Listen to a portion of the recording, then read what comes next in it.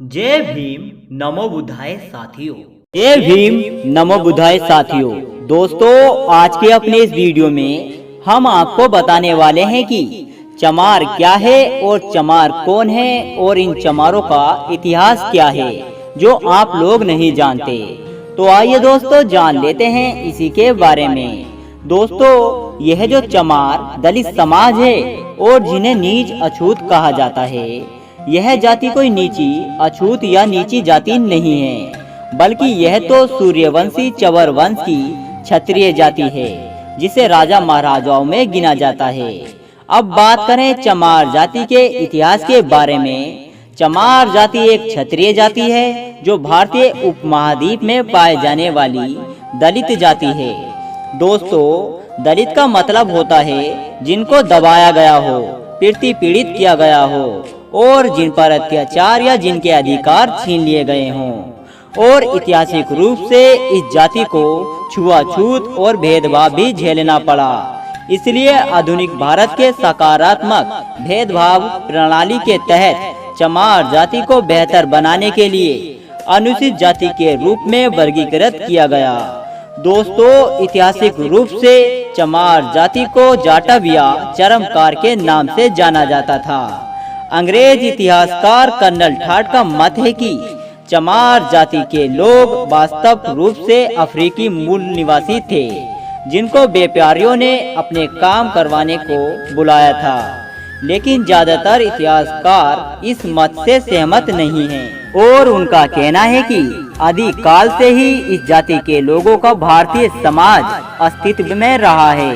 विजय सोनकर ने अपनी किताब हिंदू चरमकार जाति एक गौरवशाली राजवंशी इतिहास में लिखा है कि चमार वास्तव में चवर वंश के क्षत्रिय हैं। उन्होंने अपनी पुस्तक में लिखा है।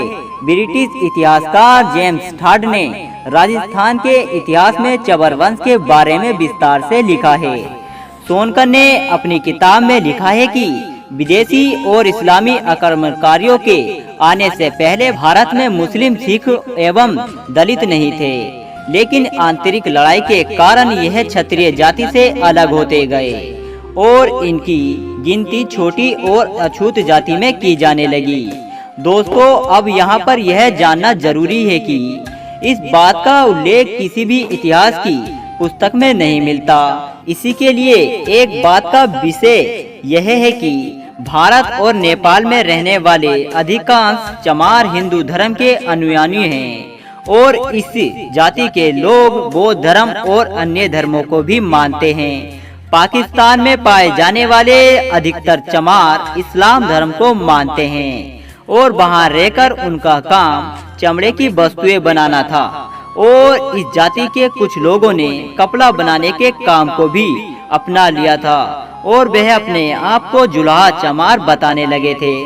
और इतिहासकार राम नारायण का मत है कि चमार जाति को चरम बनाने के लिए व्यवसाय के साथ जोड़ा गया था, लेकिन ऐतिहासिक रूप से यह कृषक थे और बदलते समय के साथ यह कहना उचित नहीं होगा कि इस जाति का मुख्य पेशा चमड़े या कृषि तक ही सीमित था।